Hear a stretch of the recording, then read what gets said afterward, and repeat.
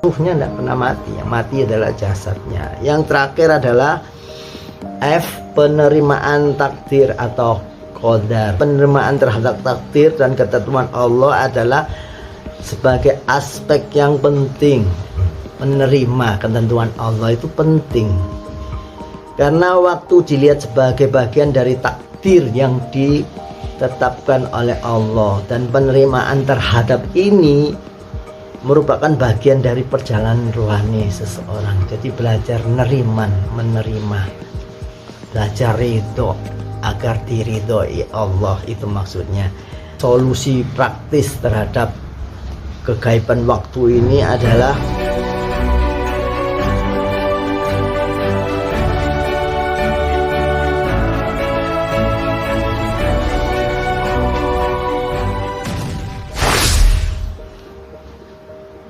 Assalamualaikum warahmatullahi wabarakatuh. Alhamdulillahirrabbilalamin. Berjumpa lagi dengan saudara-saudaraku semuanya. Semoga sehat lahir dan batin, semua penyakitnya diangkat, kemudian rezekinya dilancarkan, semua penghalang-penghalangnya otomatis musnah. Ya, mari kita lanjutkan topik pembahasan kemarin ya. Kita sampai pada kegaiban waktu ya. Kita masuk kepada nomor 3, yakni pokok pemahaman tentang kegaiban waktu ya. Konsep waktu dari sudut pandang ruhaniah dan metafisika para sufi berbeda dengan konteks pengertian sehari-hari atau pandangan ilmuwan secara ilmiah ya. Seperti apa? Seperti berikut ini. Yang pertama, yang A, adalah menurut pandangan ruhaniah, waktu itu sebagai sebuah ilusi. Kenapa dikatakan demikian? Atau namanya waham, yaitu kenapa sesuatu atau waktu itu sesuatu yang tidak benar-benar ada dalam realitas ruhaniah yang lebih tinggi. Maksudnya kalau kita bawa lagi ke tingkat ruhaniah yang lebih tinggi, maka waktu itu bisa seolah-olah tidak ada atau hilang atau musnah atau berhenti ya. Makanya ketika masuk ke alam ruhaniah itu bisa terasa lama sekali karena tidak ada waktu. Terus ketika kembali, yaitu hanya beberapa detik atau beberapa menit saja. Ada waktu di alam sana lama sekali. Ya, kita sebagai contoh, tidak ada contoh lain, yakni yang mudah dipahami adalah contoh ketika Kanjeng Nabi itu Isra Mi'raj ya. Prosesnya secara normalitas manusia itu hanya 1 malam ya, tapi Kanjeng Nabi di sana dikisahkan melihat macam-macam, berdialog dengan siapa saja, macam-macam, itu panjang sekali, bahkan bertanya, berinteraksi dengan beliau-beliau yang ada, yang menghuni di alam-alam ruhani ya. Seperti itu contohnya ya, semoga paham ya. Karena waktu serasa berhenti atau molor, serasa molor ya. Bahkan dikatakan itu pernah kita ada penarikan arwah yang meninggal itu 2 hari dalam perang ya, dan dia ditarik itu dari alam, sudah berhadiah apa namanya, seperti jihad gitu ya, di alam surga katanya. Setelah ditarik itu ngomong, saya dilayani bidadari-bidadari gitu. Tapi ketika ditanya hal perihal kehidupannya, padahal baru 2 hari, nggak tahu, saya kok lupa ya gitu. Ini kayak serasa sudah lama kejadian di dunia itu, sudah lama sekali itu. Saya ini lupa. Hanya kita beri doa supaya diingatkan kembali ke semua memorinya di alam dunia. Padahal itu baru 2 hari. Jadi itu semoga paham sebagai beberapa contoh aja bahwa di waktu itu adalah relativitas juga di tempat mana kita berada, gitu maksudnya ya. Ya agak rumit ya, kita biasakan yang rumit itu kita pahami dulu pelan-pelan. Ya, jadi banyak pendapat para sufi bahwa waktu hanyalah konstruksi mental yang ada di pikiran ini, mental ya, yang mengaburkan kesadaran. Jadi seolah-olah tidak menjadi mengaburkan kesadaran, menjadi tidak sadar atau macam-macam. Kalau tidak sadar itu bisa terlena, bisa terbuai, bisa lupa diri, itu kan tidak sadar semuanya.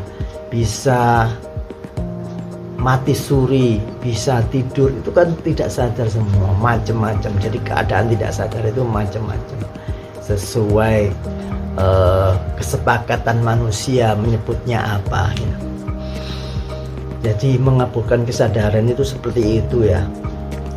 Apa yang dikaburkan kebenarannya, yaitu kekekalan atau keberadaan yang absolut.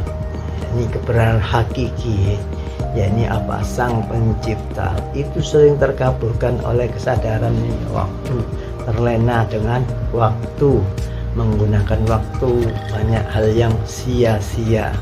Itu banyak tipuan. Kadang-kadang manusia kan tidak merasa bahwa mereka itu melakukan hal yang sia-sia di kehidupan dunia. Kenapa? Karena tidak menuju Allah pergerakannya itu, aktivitasnya ya macam-macam. Nah, silakan menginterpretasikan sendiri. Maksudnya apa? Maksudnya kan pemandangan orang kan berbeda-beda sesuai levelnya, sesuai makomnya. Jadi tidak ada salah benar. Yang penting kita mulai belajar sedikit demi sedikit, lama-lama menjadi bukit. Kita lanjutkan yang kedua ya, atau yang B, yaitu waktu itu kehadiran di masa kini nih ya. Maksudnya hadir nih, dalam bahasa sufinya itu hadir itu apa? Yakni berfokus pada pentingnya hidup di masa kini. Jadi kita fokus di masa kini, gak usah fokus sama yang impian-impian di masa depan, gak usah di sana. Kita fokus yang masa sekarang saja. Kita nikmati hidup, bahasa orang itu seperti itu. Kenapa? Ya karena orang fokusnya ke masa depan jadi bingung. Nanti anakku makan apa, nanti sekolah anakku, besok kalau menikah bagaimana, terus kalau tua bagaimana. Akhirnya bingung sendiri, mempersiapkan hal-hal yang jauh belum terjadi di masa depan. Itu bingung sendiri, akhirnya apa? Nggak fokus di masa kini, fokusnya di masa depan. Apa yang dilakukan ini untuk masa depan di dunia. Jadi kita harusnya itu fokus di hari akhir nanti atau akhirat, bukan di dunianya. Masa depan, tapi masa depan yang sana, yang abadi, yang lebih waktunya lebih luas lagi. Ini masalah waktu. Kalau waktu di dunia itu manusia itu hanya hitungannya paling banter 80, 90, 100. Tapi kalau di sana bisa ribuan, ratusan ribu tahun. Waktunya seperti itu. Jadi kita bahas waktu itu supaya kita ayo sama-sama menjaga waktu kita agar tidak terbuang pada hal yang sia-sia. Ya. Jadi Menurut para sufi pada poin yang kedua ini adalah waktu ini dianggap sebagai penghalang untuk merasakan kehadiran Sang Pencipta yang abadi. Ini penghalang, waktunya dianggap sebagai itu. Makanya banyak lelaku para sufi yang berusaha mengatasi pengaruh waktu dan mencapai kesadaran diri yang melampaui temporalitas. Misalkan apa ya, misalkan lelaku ngedan, lelaku khalwat, ya itu kan mengabaikan waktu, bahwa waktu itu gak seberapa penting gitu loh. Yang penting kita ingat dan terus zikrullah sama Allah. Itu adalah lelaku yang untuk mengajari riadoh, latihan untuk mengingat sama Allah, tidak diintervensi urusan dunia, urusan bayar ini untuk urusan masa depan biar gimana gini, itu membuang itu semua. Ini contoh penjelasannya, jadi seperti itu ya. Kemudian yang berikutnya, yang C, yang ketiga adalah perubahan dan kesadaran diri. Jadi kesadaran itu namanya tajalli. Tajalli itu penjelasannya adalah para sufi itu melihat waktu hanya sebagai perubahan konstan dan proses pembaharuan. Jadi konstan dan pembaharuan itu sudah ada planning atau ada otomatisasi gitu loh, konstan. Jadi sampean percaya atau tidak percaya matahari itu ada, ya matahari tetap bersinar, maksudnya begitu ya. Jadi semua itu sudah berjalan sesuai relnya, sesuai ketetapan Allah. Percaya tidak percaya matahari tetap bersinar, walaupun terlihat mendung, walaupun tapi terbersinar tetap di sana ya. Jadi seperti itu. Jadi di mana segala sesuatu itu dalam dunia ini adalah hasil dari manifestasi atau tajalli Allah. Dengan memahami hal ini, Saleh dapat mencapai jiwa-jiwanya tenang dan kesadaran rohaninya lebih tinggi. Maksudnya apa?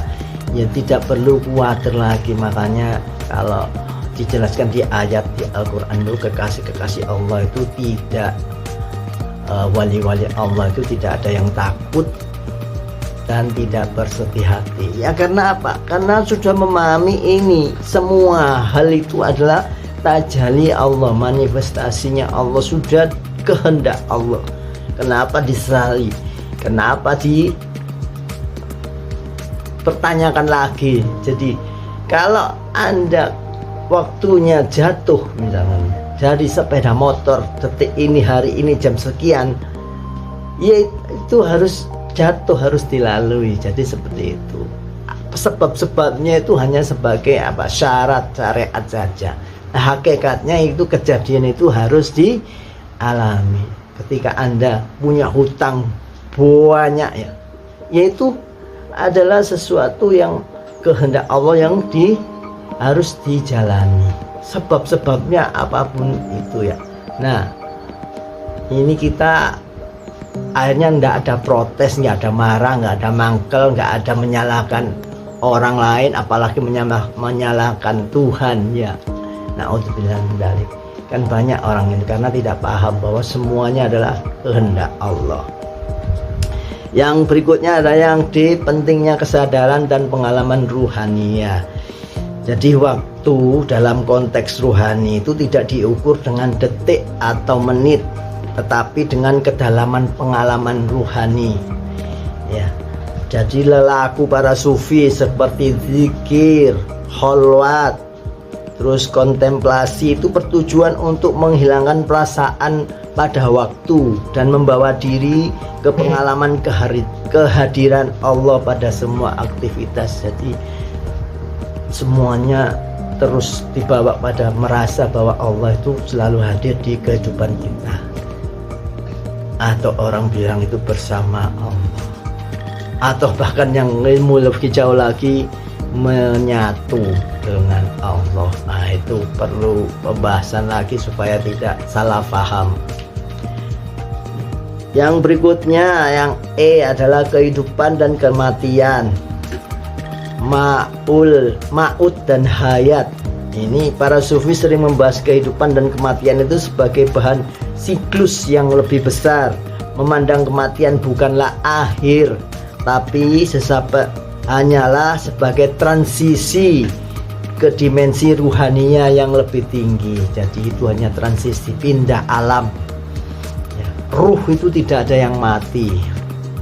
Yang mati itu jasad. Makanya ayatnya sesungguhnya ruh wali-wali Allah itu tidak ada yang mati, semuanya bertugas di sisinya. Ya, karena ruhnya tidak pernah mati. Yang mati adalah jasadnya. Yang terakhir adalah F, penerimaan takdir atau qadar. Pandangan para sufi, penerimaan terhadap takdir dan ketentuan Allah adalah sebagai aspek yang penting. Menerima ketentuan Allah itu penting, karena waktu dilihat sebagai bagian dari takdir yang ditetapkan oleh Allah, dan penerimaan terhadap ini merupakan bagian dari perjalanan rohani seseorang. Jadi belajar menerima, belajar ridho agar diridhoi Allah, itu maksudnya. Jadi kita sampai pada solusi praktis terhadap kegaiban waktu ini adalah menurut hukum relativitas. Kesimpulan tadi ya, waktu dan ruang itu saling terhubung dan dapat dipengaruhi oleh massa dan energi. Waktu bisa melambat tergantung pada kecepatan relativitas dan kekuatan energi yang diterima, energi positif atau negatif. Dalam hal ini kalau Einstein menyebutnya energi gravitasi ya. Kondisi seperti ini bisa dialami para sufi ketika merasa bisa melipat waktu ya, serasa lebih cepat. Karena ketika seseorang yang senang berzikir atau senang membaca Al-Quran dengan pelan dan syahdu, banyak mengeluarkan energi positif. Ya, intinya istiqomah itu bisa menumbuhkan energi positif jika ikhlas. Ikhlas itu hasil dari istiqomah. Istiqomah itu hasil dari pemahaman. Jadi pemahaman itu hasil dari tadabur. Ya, dan seterusnya. Akhirnya simpulannya kita kuotanya, durasinya ya. Simpulannya adalah secara keseluruhan pemahaman para sufi tentang waktu adalah lebih menekankan pada dimensi ruhaniah dan metafisika daripada teori praktis dan atau metode ilmiah dari waktu itu sendiri. Semoga dipahamkan, semuanya diberi daya pemahaman. Demikian, semoga bermanfaat. 1-2 kata dari saya.